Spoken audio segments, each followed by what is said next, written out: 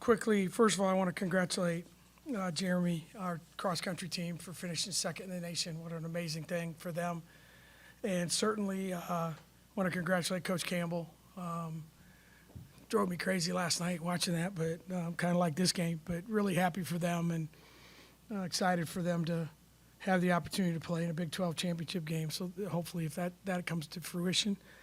And I would say on this game, it was one of the best games I've been a part of. I thought both teams were tremendous, played the game the right way, entertaining, nothing chippy, nothing stupid, just two teams just played basketball the way the game's supposed to be played, in my opinion. And the last thing I'll say is I've coached against a lot of really good players, and I don't want this to sound crazy. It will sound crazy because I'm going to say it anyway. Sorry, babe.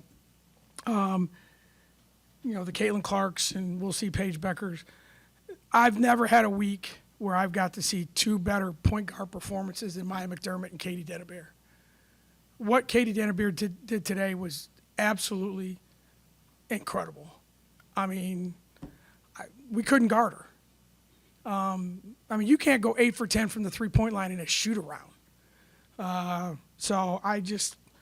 Those two guys, just incredible basketball players, incredible people, incredible representatives of our state, incredible representatives of their universities. So I just really felt that needed to be said because I think sometimes after these games, they don't get the attention they deserve. And I would say anytime they're going to be up for any kind of honors, all their highlights are going to be from our game. So we did our part. So sorry, go ahead.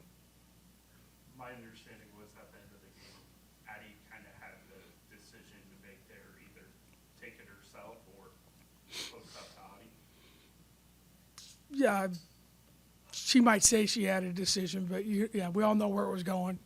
What we told them was, the ball was going to get, Emily was going to get it, and then it's similar to the play we ran against Baylor, a little twist to it, but it was basically Emily Ryan, Addie, and Audie were going to make the decision, and if they helped, we were going to kick it. If Addie saw one-on-one, that's where it was going.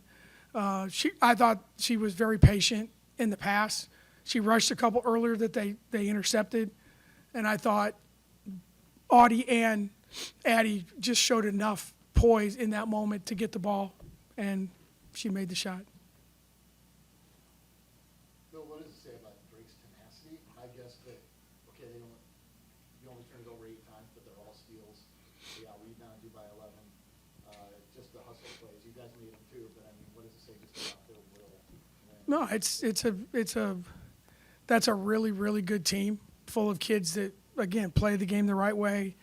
And when you have someone like Katie that you can literally jump on her back, and now we're trying to scramble and help her, and then they go get an offensive rebound because the whole building's trying to guard one person.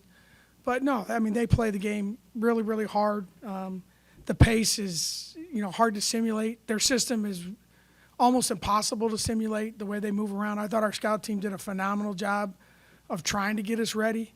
But yeah, it was the kind of game that you expected, certainly, and they did the same thing, and they played Iowa, a really competitive game. I don't think the score was indicative of the game, and they lost a close game at Creighton, who's a great team. So very impressed with what they do, the stuff they run, how they play.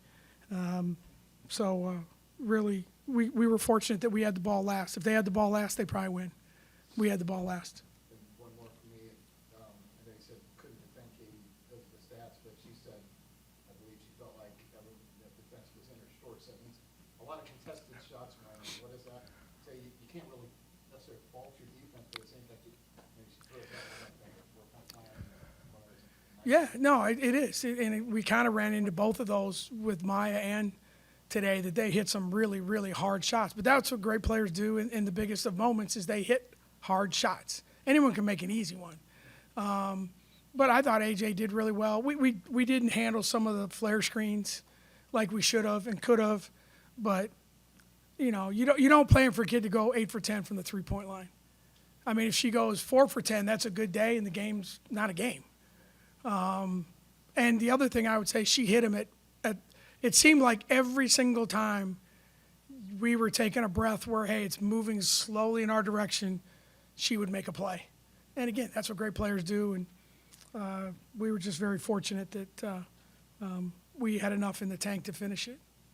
Does a moment like this, winning a game like this, have importance later in the season?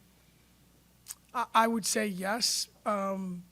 I think you probably don't know until the end of the season. But what I told the staff was, wherever this team goes, and if we have any level of success moving forward, I mean, our schedule's brutal, but these are the kind of games that you look back and go, it shifts one way or the other. Obviously, you don't win this game, and, if you lose 2 in a row in a week and things are wobbling. And so I would say the answer in my mind would be yes, but you don't know what's going to happen from here, obviously. But finding ways to win, being competitive in a hostile, not hostile, but just an environment that was high pressure.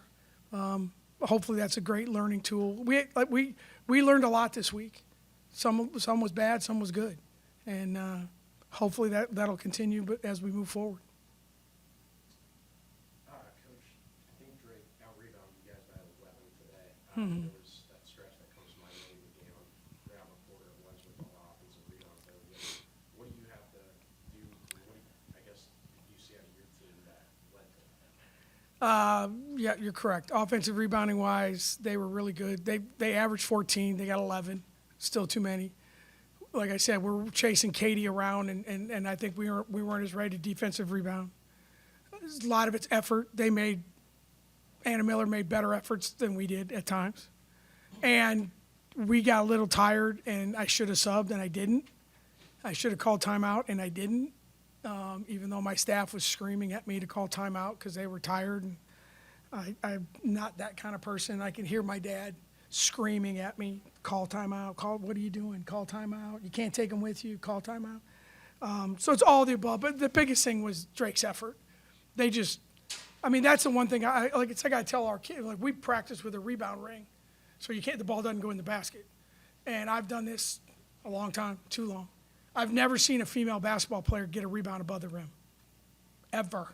And I've coached against Brittany Griner. And so every rebound comes off below the rim, which means who wants it more? You or me. And there were times tonight it was 1 blue jersey and 3 white jerseys, and the blue jersey got it. And that's a credit to them. I think, sometimes, we didn't block out. No, we didn't. But sometimes they just played harder than us. And that one stretch, I think they had 5 in about 40 seconds. And then you just got to keep guarding and guarding and guarding, which means eventually they're going to score. So luckily the 11 offensive rebounds didn't turn into a lot of points. So that's where we got lucky. Coach, how much has your approach at the end of games changed in the last year having a player like Adi? It's changed a lot. A lot of we work on special situations. The most organized people on the planet, in my opinion, are football coaches. They cover everything. I mean, it's almost insane how well orchestrated they are.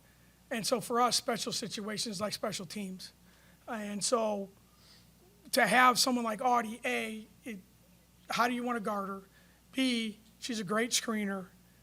So it's like you have an option where it's like, what are you going to do? You're going to double her?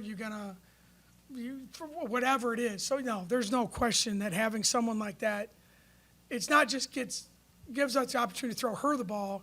It opens up a lot of possibilities for us. So we haven't had someone like that since Angie Welly, probably, before some of you were born. So, but it's a big plus for us, no question. And she wants the ball. That's the other thing. I've coached a lot of players that you take it. I mean, if Addie Brown doesn't throw her that ball, there might have been a problem between those two. So you got to be willing to take the ball. You got to be willing to shoot it. You got to be willing to miss it. And Audie is the kind of kid that's willing to take that responsibility. It's the last time we're gonna see you before the trip. Just how did the matchup when South Carolina started? Yeah. Everything was going so well until South Carolina came up. How'd that come to be, and why did you want to schedule it? You've already talked about how the non. Yeah, quickly, what happened was, we agreed to play, we had 2 games to schedule. We agreed to play Connecticut in the Hall of Fame thing. And Gino kept calling, like, come on, let's do this. Yeah, I'm like, sure, okay, sure. Better get a free dinner out of him. So it's like, we'll do that. We did that. And literally 2 days later, we got a call because we're in this tournament in Florida with Middle Tennessee and Purdue. They didn't have a 4th team. Well, the 4th team turned out to be South Carolina. So that was not by design initially. And they moved it to Thursday. And my thing was, at first, I'm like, this is crazy. But at the same time, it's Thursday. Everyone's with their family, their friends. You're watching football. And we're on national TV against the defending national champion. And for me, I've always thought those moments are, you test your team. Obviously, it's a great opportunity. It's a great venue. We'll have some fans there. But the biggest thing is it's a 2-hour infomercial for our school. And they'll talk about Iowa State. They'll talk about our players. They'll talk about, what's going on in football. They're talking about, there'll be a lot of positive discussion about our university and department. And to me, that you'd have to pay a lot of money for that marketing. So hopefully, between football games and whatever, and of course my grandson Will, he knows more about sports than anyone I know, walks in after the game and said, "Grandpa, you're in trouble." I go, "What do you mean?" He goes, "South Carolina's getting killed. They're going to be in a bad mood." I'm like, "Okay, thanks, Will. Love you too, buddy." So that's kind of how my post game started, but he's probably right. But no, it'll be a great opportunity for our team. Thank you, everyone, for coming. Happy Thanksgiving. Oh, no, you don't take Thanksgiving. Can't let you. No, I get it. That's more than fair.